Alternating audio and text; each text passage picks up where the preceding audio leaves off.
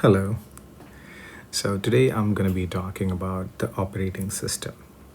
So have you guys ever reached your destination but realize you don't remember the drive? You remember getting into your car or your bike, but you don't remember what happened in between, but you reached exactly where you're supposed to. You weren't really driving, not consciously, but something else was. It was like it was an autopilot. And that's pretty normal because our brains are pretty efficient.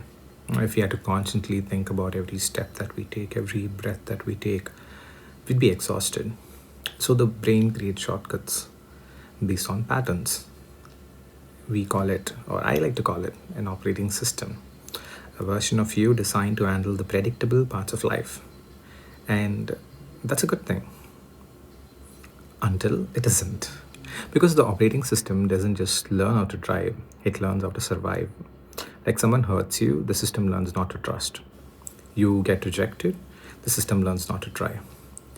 And somewhere along the way, we kind of end up thinking that these are our own personality traits. But no, these are safety features, temporary adaptations, emergency procedures. The problem is that the software never knows when the emergency is over. So it keeps running on the same protocols. And years go on. And we introduce ourselves through these adaptations that we've made or limitations that we've provided ourselves for survival. Like you say, I'm an anxious person.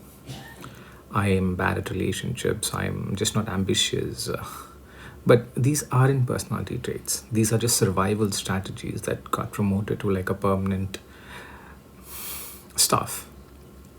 And that's why when something strange happens, like your friend walks in and says, "Bro, you won't believe what happened." And all of a sudden, you're awake, you're alive. And the next 10 minutes, the boredom that life presented with you just disappears. And now, this raises a very uncomfortable question for me. Was life truly boring? Then why did we become so alive in that moment? Maybe the problem isn't that you lost the ability to feel alive. Maybe you stop being the one who initiates it. The operating system doesn't hate excitement, it hates risks.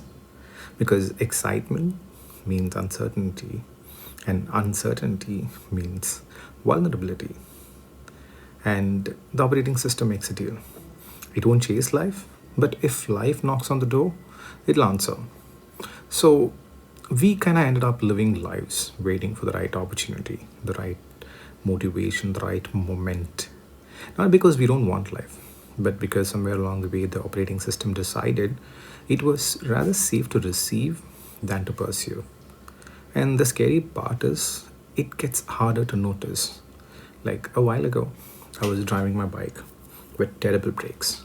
The brakes work, but barely. So I got adapted. I leave more distance. I slow down much earlier. I became a very cautious driver. And after a while, I stopped noticing. I was adapting. I didn't fix my brakes, but I really got good at adapting. It felt normal. It felt like me. And then a car came by in front of me, and there was so much space ahead of them, and they weren't going anywhere. They were driving so cautiously. And I got really irritated. And then it hit me. I wasn't looking at him. I was looking at myself because I felt if my brakes worked properly, I wouldn't be driving this way. The caution wasn't my personality, it was compensation. The behavior made sense, the identity didn't. And I wonder how much of our lives work like that. How much of what we call ourselves is actually just adaptations? How much of our independence comes from disappointment? Uh, like we There's also this people pleasing thing which people talk about, but that probably started from a lot of fear of being abandoned. How much of people being passive came from learning that wanting things was dangerous. And the operating system, I wouldn't call it a villain. It has actually kind of saved us. It carried us through things we couldn't survive alone.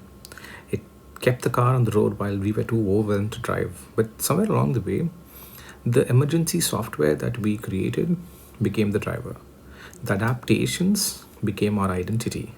The tragedy isn't that we built the operating system, the tragedy is that we forgot it was just a software. Because now, when it says don't take the risk, we think that's us. When it says don't get your hopes us, we think that's us. And what if that's just code written by a version of yourself that just doesn't exist no longer? The road has changed, the world has changed, you have changed, but the software has never got its update. And maybe that's why some moments feel so strange, like when you have a heartbreak or a conversation that hits too close to home. And for a brief moment, the operating system crashes and you're back. Not happy or wise, but just present. Back behind the wheel for a second, you remember what it feels like to drive. And the question isn't, who am I? The better question is, if all the adaptations, the limitations that you set on yourself disappear tomorrow, would you recognize the person sitting behind the wheel? Or have you spent so long surviving that you've mistaken the survival strategy for yourself?